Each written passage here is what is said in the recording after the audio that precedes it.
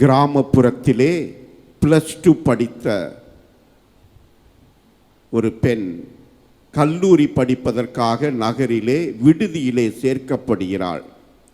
அவள் செல்வதற்கு முன்னால் தாயும் தந்தையும் அறிவுரை சொன்னார்கள்.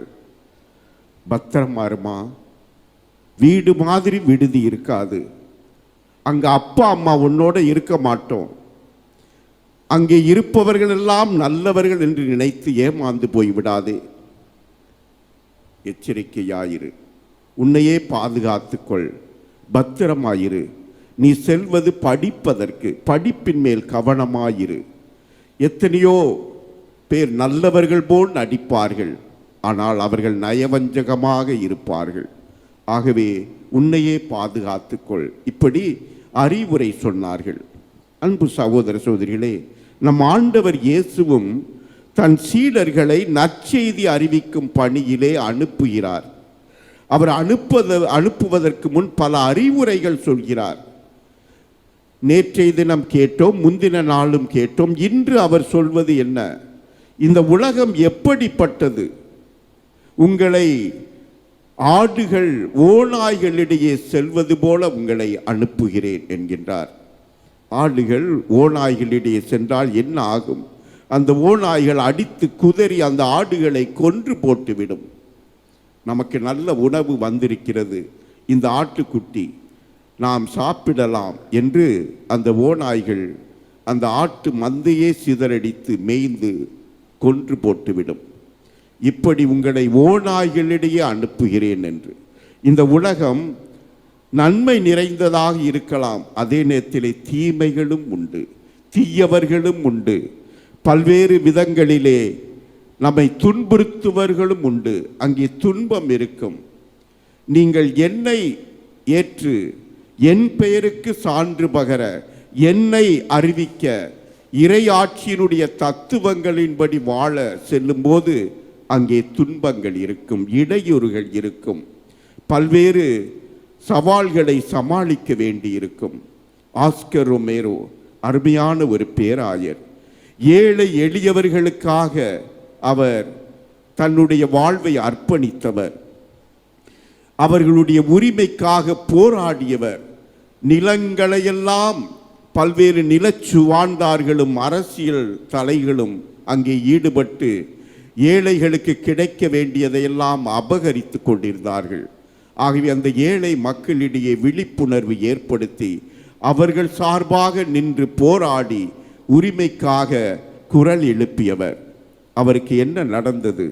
திருப்பலி நிறைவேற்றி கொண்டிருக்கிறார்.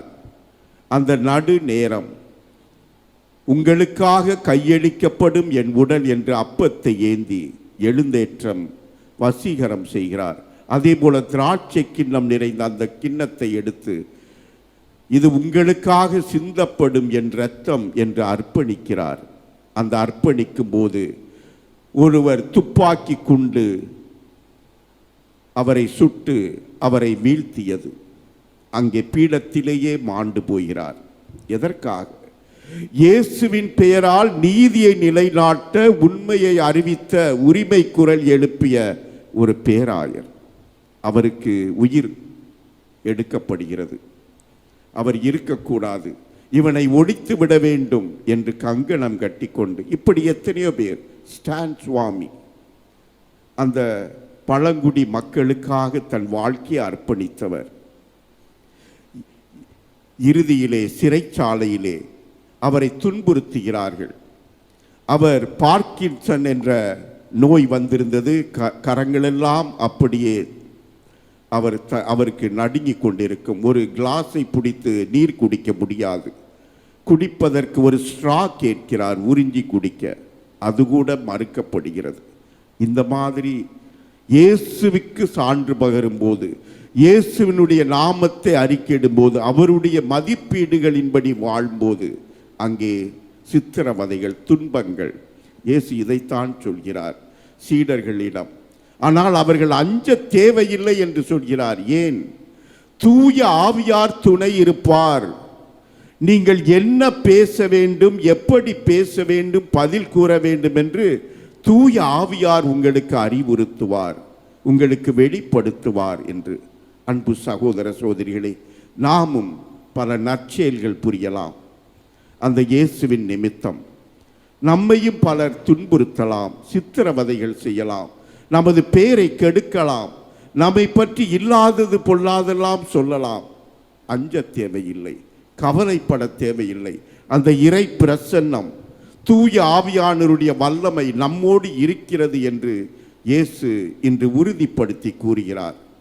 அந்த சீடர்கள் பலர் இயேசுவுக்காக தங்கள் உயிரை துறந்தார்கள். அவர்கள் பல்வேறு சாட்டையடிகளுக்கும் துன்புறுத்தல்களுக்கும் அச்சுறுத்தல்களுக்கும் ஆளானார்கள். ஆனால் அவர்கள் அஞ்சவில்லை. ஏனெனில் நாம் வாழும் இந்த உலகம் அப்படிப்பட்டது. ஆனால் இயேசுவை இறுதி வரை நாம் அறிக்கையிட்டு நிலைத்து நிற்க அழைப்பு வருகிறது. ஆகவே இந்த திருப்பலியிலே நம்மையே ஒப்பு கொடுப்போம். என்றும் அவருக்கு உகந்த சாட்சிகளாக வாழ, பிரமாணிக்கமாய் இறுதி வரை இருக்க இதோ நம்மையே ஒப்பு கொடுத்து வேண்டுவோம்.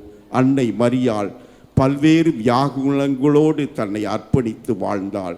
அதுபோல நாமும் வாழ அவளது பரிந்துரையை நாடுவோம். ஆமென்.